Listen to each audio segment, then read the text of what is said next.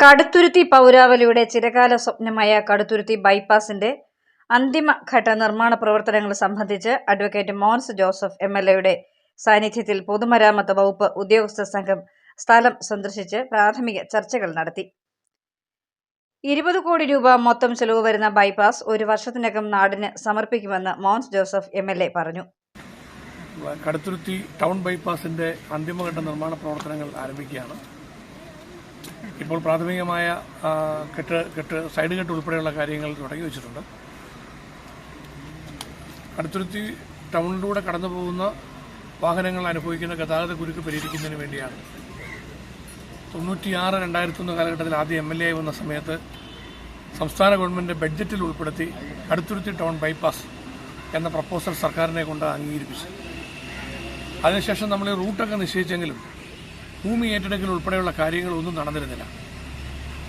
ആ കാലഘട്ടം 2007-2008 കാലഘട്ടത്തിൽ PWD മന്ത്രിയെ വന്ന സമയത്താണ് നമ്മുടെ ബൈപ്പാസ് റോഡിന് വേണ്ടി 5 കോടി രൂപ ആദ്യമായിട്ട് അനുവദിക്കുകയും ആ 5 കോടി രൂപ വിനിയോഗിച്ചുകൊണ്ട് സ്ഥലമെടുപ്പിന്റെ പ്രവർത്തനങ്ങൾക്ക് ആദ്യമായി തുടക്കം കുറിക്കുകയും ചെയ്തു. ഭൂമി ഏറ്റെടുക്കൽ ഇവിടെ ആളുകൾ ആരുടെയൊക്കെയാണ് ഭൂമി എടുക്കുന്നതെന്ന് വ്യക്തതയില്ലായിരുന്നു. ഭൂമി ഏറ്റെടുക്കുന്നവർക്ക് പണം കിട്ടുമോ ഇല്ലയോ എന്നതിനെക്കുറിച്ച് വ്യക്തതയില്ലായിരുന്നു. ആർക്കും പൈസ കൊടുത്തിട്ടില്ല.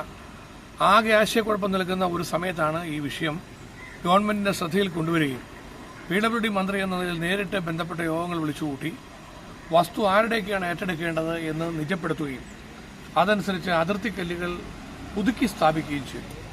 തുടർന്ന് ഭൂമി ഏറ്റെടുക്കുന്നതിന് വേണ്ടിയുള്ള നടപടികൾക്ക് തുടക്കം കുറിച്ചു.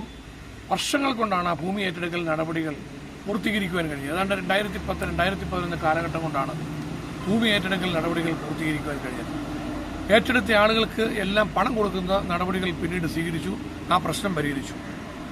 ഗവൺമെന്റിന്റെ തലത്തിൽ കിട്ടുന്ന തുക കുറവായിരിക്കുന്നു എന്ന പരാതിയുള്ള എല്ലാവർക്കും കോടതിയിൽ പോകുവാനും അവരുടെ ന്യായമായ ആവശ്യങ്ങൾ കോടതിയെ ധരിപ്പിച്ചുകൊണ്ട് കോടതി അംഗീകരിക്കുന്ന തുക കൂടുതലായി സർക്കാരിൽ നിന്ന് കൊടുപ്പിക്കാനുള്ള ഇടപെടൽ നടത്തി. ഏതായാലും അക്കാര്യങ്ങളെല്ലാം തൃപ്തികരമായി പരിഹരിച്ചുകൊണ്ട് ഭൂമി ഏറ്റെടുത്ത ആളുകൾക്ക് പണം കംപ്ലീറ്റ് കൊടുത്തുകൊണ്ട് അവരുമായി ബന്ധപ്പെട്ട കാര്യങ്ങളിൽ തീരുമാനം ഉണ്ടാക്കാൻ കഴിഞ്ഞു എന്നുള്ളതുകൊണ്ട് ബൈപ്പാസിന്റെ പണികൾ നമുക്ക് ആദ്യഘട്ടം ആരംഭിക്കാൻ കഴിഞ്ഞു. ആദ്യം അനുവദിച്ച തുകയിൽ നിന്ന് ITC ജംഗ്ഷനിൽ നിന്നും ബ്ലോക്ക് ജംഗ്ഷനിൽ നിന്നുമുള്ള നിർമ്മാണ പ്രവർത്തനങ്ങളാണ് തുടങ്ങി വെച്ചത്. പിന്നീട് പണത്തിന്റെ അപര്യാപ്തത കൊണ്ട് കൂടുതൽ പണം ആവശ്യമായി വന്നതുകൊണ്ട് അതിനുവേണ്ടിയുള്ള ശ്രമങ്ങൾ സർക്കാർ തലത്തിൽ നടത്തി. രണ്ടാം ഘട്ടമായി അനുവദിച്ച് കിട്ടിയ തുകയിൽ നിന്ന് വിവിധങ്ങളായ ഒന്ന് ഇവിടെ ഫ്ലൈ ഓവറിന്റെ പണി പൂർത്തീകരിച്ചു. അതുപോലെ തന്നെ ചുള്ളിത്തോട് പാലം പണി പൂർത്തീകരിച്ചു. വലിയ തോടിന്റെ പാലത്തിന്റെ പണി തുടങ്ങാനിരിക്കുമ്പോഴാണ് 2018 കടുത്തുരുത്തിയിൽ പ്രളയം ഉണ്ടാകുന്നത്. ആ പ്രളയത്തെ തുടർന്ന് കടുത്തുരുത്തി ടൗണിലെല്ലാം വെള്ളം കയറിയപ്പോൾ ഈ ബൈപ്പാസ് നിർമ്മിക്കുമ്പോൾ അതിന് പ്രളയ കാലഘട്ടങ്ങളിലും ബുദ്ധിമുട്ടില്ലാത്ത വിധത്തിൽ കാര്യങ്ങൾക്ക് ഭാവിയിലേക്ക് ശ്രദ്ധിക്കണം എന്നുള്ളതുകൊണ്ട് ആ ഒരു നിലയിലേക്ക് പ്ലാൻ PWDയുടെ എക്സ്പെർട്ട് വിങ് വന്ന് പരിശോധിക്കുകയും ഇവിടെ തന്ന പരാതികൾ കൂടി കണക്കിലെടുത്തുകൊണ്ട് ഒരു പുതുക്കിയ ഡിസൈൻ അംഗീകരിക്കുന്നതിന് വേണ്ടി ഗവൺമെന്റിലേക്ക് കൊടുക്കുകയും ചെയ്തു.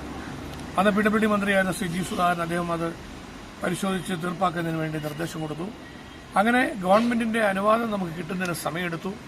എങ്കിലും 2021 കാലഘട്ടത്തിൽ വലിയ തോടിന് കുറുകെയുള്ള പാലം കൂടുതൽ ഉയരം വെള്ളപ്പൊക്കം ഉണ്ടായാലും റോഡിൽ വെള്ളം കയറാത്ത വിധത്തിൽ ഉയർത്തിപ്പണിയുന്നതിനുള്ള തീരുമാനമെടുത്തു. അങ്ങനെ ഇപ്പോൾ വലിയ തോടിന് കുറുകെയുള്ള പാലവും പൂർത്തീകരിച്ചിരിക്കുകയാണ്. ഇനി ഈ രണ്ടറ്റത്തുനിന്നുമുള്ള റോഡിന്റെ പണികൾ ചെയ്ത് പൂർത്തീകരിച്ച് റോഡ് പരിപൂർണമായി ഒറ്റ അടിക്ക് ഉപയോഗിക്കാവുന്ന നിലയിലേക്ക് മാറ്റുക എന്നുള്ളതാണ്. അപ്പോൾ അന്തിമഘട്ട നിർമ്മാണ പ്രവർത്തനങ്ങളിലേക്ക് കടക്കുമ്പോൾ അതിനാവശ്യമായ മുഴുവൻ തുക 9,60,00,000 രൂപ ഇപ്പോൾ ഫണ്ട് ക്രമീകരിച്ച് വർക്ക് ടെൻഡർ ചെയ്ത് ആണ് നിർമ്മാണ പ്രവർത്തനങ്ങൾ ആരംഭിച്ചിട്ടുള്ളത്.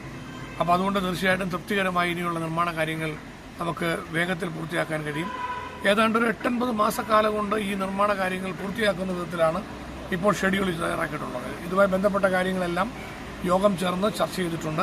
ബൈപ്പാസിന്റെ പണി അവസാന ഘട്ടത്തിലേക്ക് കടക്കുമ്പോൾ ചില അവകാശവാദങ്ങളും കള്ളപ്രചരണവുമായി ഇറങ്ങിയിട്ടുണ്ട് എന്നും അദ്ദേഹം പറഞ്ഞു. 9 മലയാളം ന്യൂസ്, കടുത്തുരുത്തി.